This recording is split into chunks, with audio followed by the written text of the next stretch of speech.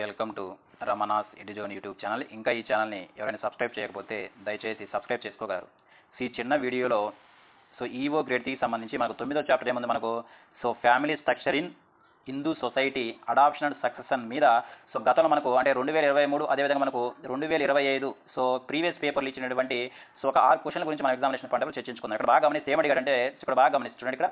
ఇక్కడ మనం first question ఇక్కడ సెంట్రల్ అడాప్షన్ రీసోర్స్ అథారిటీ అంటే మన కారా ఏ మంత్రిత్వ శాఖ యొక్క చట్టబద్ధమైన సంస్థ అంటే మనం చెప్పుకోవడం జరిగింది మనకు ministry of women and child development అంటే మనకు ఈ కారా అనే సంస్థ మహిళా మరియు శిశు అభివృద్ధి శాఖ మంత్రి ఆధ్వర్యంలో పనిచేస్తుంది. ఇది అడగడం జరిగింది. నెక్స్ట్ ఏమడిగాడంటే హిందూ వారసత్వ చట్టం మనకు 1956 ఈ క్రింది వాటిలో దేనిని అనర్హతగా పరిగణిస్తుందంటే ఎవరైతే మనకు హిందూ మతం నుంచి ఇతర మతంలోకి మారుతారో వారికి ఈ హిందూ వారసత్వ చట్టం అనేది వర్తించదు అని మనం గుర్తుపెట్టుకోవాలి. ఇది కూడా మనం గతంలో అడగడం జరిగింది. ఓకేనా, చాలా ఇంపార్టెంట్. నెక్స్ట్ కానీ గమనిస్తే నెక్స్ట్ క్వశ్చన్ ఏమడిగారంటే మనకు హిందూ సాంప్రదాయ హిందూ సమాజంలో సాధారణ కుటుంబ వ్యవస్థ ఏది అంటే మనకి మనకు సంయుక్త కుటుంబ వ్యవస్థను మనం గుర్తుపెట్టుకోవాలి. నెక్స్ట్ క్వశ్చన్ ఏమడిగారంటే మనకు గతంలో నెక్స్ట్ చూడండి ఇక్కడ నెక్స్ట్ ఏమడిగారంటే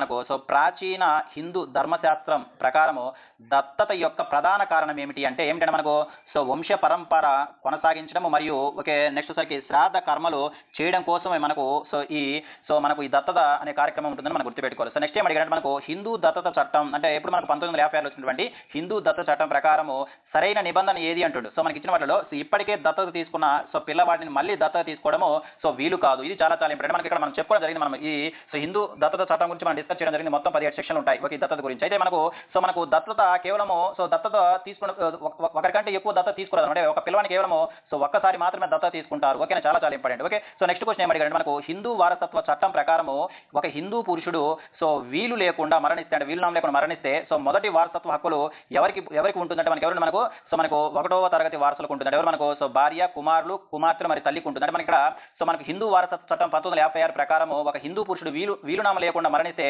మొదటి వారసత్వ హక్కులు ఎవరికి ఉంటే మనకు క్లాస్ 1 వాళ్ళకు ఉంటుంది. నెక్స్ట్ మన క్లాస్ 2 తర్వాత ఎవరు మనకు ఆగ్నేట్ తర్వాత కాగ్నేట్ వరకు ఉంటుందో మనం చదువుకుంటాం. ఓకే, ఇవి మనకు గతంలో మనకి ఈఓ గ్రేడ్ 3 సంబంధించి 9వ చాప్టర్ మీద అడిగినటువంటి PYQs అనమాట.